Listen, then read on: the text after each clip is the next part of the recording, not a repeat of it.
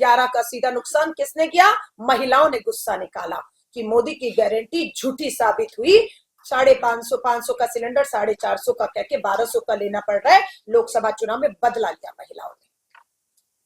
आज ये कह रहे हैं हम आएंगे, हम ये देंगे। यहां तक कि हार और बौखलाहट, ये वो कोल्हापुर है, छत्रपति शिवाजी महाराज में विश्वास रखने वाले यहाँ पर लोग हैं। सलाम करती हूं कि आपने कभी भी भाजपा को यहाँ पर अपने पांव नहीं पसारने दिए, क्योंकि वो संविधान की विरोधी, वो बाबा साहब अंबेडकर के संविधान लोकतंत्र की विरोधी है। वो छत्रपति शिवाजी की महाराज की मूर्ति में दलाली खाने वाली पार्टी, वो सांप्रदायिक हिंसा फैलाकर दंगे कराकर कुर्सी हासिल करने वाली पार्टी है। ऐसी पार्टी को कोल्हापुर के लोगों ने, मुझे पता लगा जब मैंने यहाँ आकर पूछा कि 10 की 10 विधानसभाओं में कितनी लोकसभा और राज्य विधानसभाओं में भाजपा है, तो उन्होंने कहा नहीं है, सलाम है।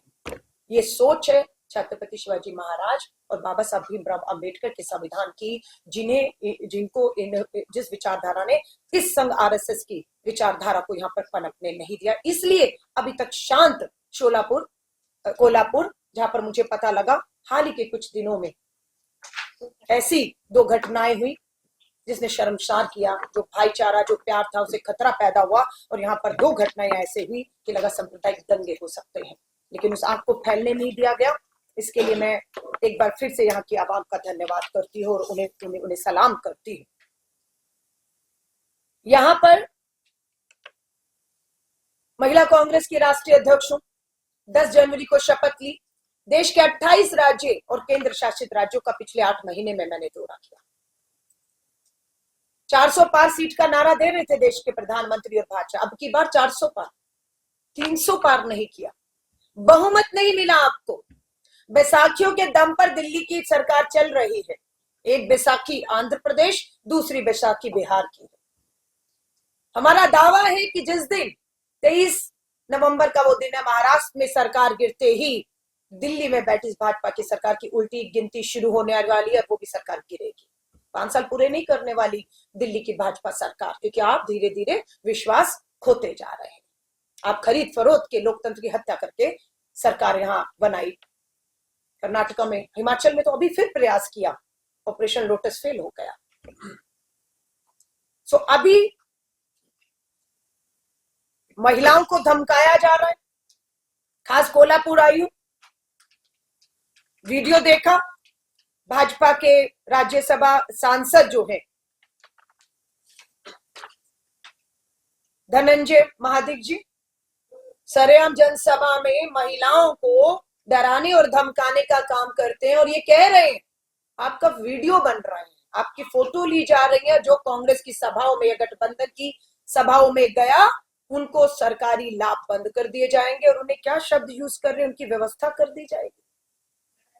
मैं शोलापुर की आवाम से कहना चाहती हूँ, कोल्हापुर माफी चाहूंगी, क्योंकि कोल्हापुर के बाद शोलापुर, नागपुर, सब जगह जाना है। लेकिन मैं कोल्हापुर, और कोल्हापुर क्यों, मैं शोलापुर भी और पूरे महाराष्ट्र से कहूंगी, क्या ये यहाँ की संस्कृति हो सकती है कि महिलाओं को एक नेता सरेआम धमकाए, यहाँ की बेटियों को धमकाए, मातृशक्ति को धमकाए और ये कहे आपको, आपका व्यवस्था कर दी जाएगी, आपको ठीक कर दिया जाएगा, आपको योजनाओं का लाभ रोक दिया जाएगा। हम इसका कड़ा विरोध करते हैं।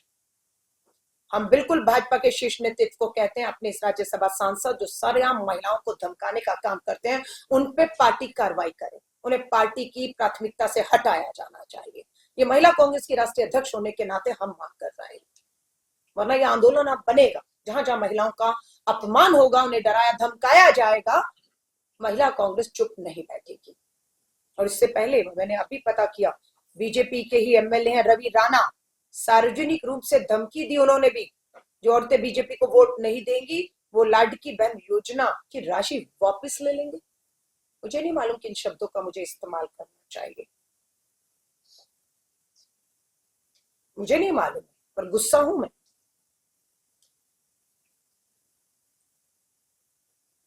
अपने ऊपर संयम कर रही, वरना शब्द तो है मेरे पास कि इन्हें आईना दिखाऊं कि महिलाओं को हल्के में मत लीजिए। और इस तरह के शब्द कि आप उनकी योजनाओं की राशि रोक लेंगे, ये सरकारी खजाना है, आपकी निजी संपत्तियां नहीं है। इस पे हक है महाराष्ट्र की हमारी बहनों का, और इस हक को कोई भी नहीं छीन सकता। आप 1500 दे रहे हैं और वापस लेने की बात कर रहे हैं। हम भी डंके की चोट पर कह रहे हैं हम आ रहे हैं। कांग्रेस गठबंधन आ रहा है, 23 तारीख को आ रहा है और महाराष्ट्र के लोग ला रहे हैं और पहली कैबिनेट की मीटिंग में 1500 नहीं 3000 देंगे और उन बहनों को भी देंगे जो भाजपा की सभाओं में जा रही है, मजबूरी में जा रही होगी, डरा कर ले जाया जा रहा होगा उन्हें, और उन बहनों को भी देंगे जो कांग्रेस की सभाओं में आना चाहती है लेकिन आपके डराने धमकाने से कि आपके जो बयान विधायक और सांसद है शायद वो नहीं आ पा रही, चाह कर भी हम उन्हें भी 3000 रुपया देंगे। हम राजनीति में नहीं बांटेंगे महिलाओं को। अपराध की बात करती हूँ, बेटी बचाओ का नारा दिया, बदलापुर में नर्सरी में पढ़ने वाली नाबालिग बच्ची के साथ जघन्य अपराध हुआ। हमने मांग की स्पेशल कोर्ट का गठन कर दीजिए, फटाफट एक जज नियुक्त करिए, special court, fast track court चलाइए, पूरे 1 महीने के अंदर फैसला सुना दीजिए और कानून के तहत नाबालिग बेटी के साथ जघन्य अपराध हुआ है, फांसी के तख्ते पर चढ़ा दीजिए। पर नहीं हुआ, ना फास्ट ट्रैक कोर्ट हुई, ना कानून के तहत सुनवाई हुई। क्या हुआ?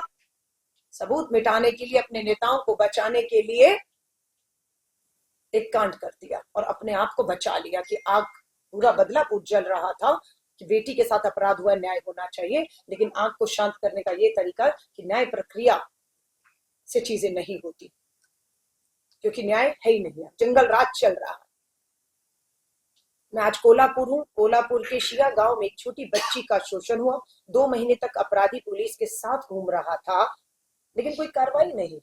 सो हमारा यह आरोप है कि महिलाओं के प्रति, बेटियों बच्चियों के प्रति अपराध मात्र इसलिए बढ़ रहा है।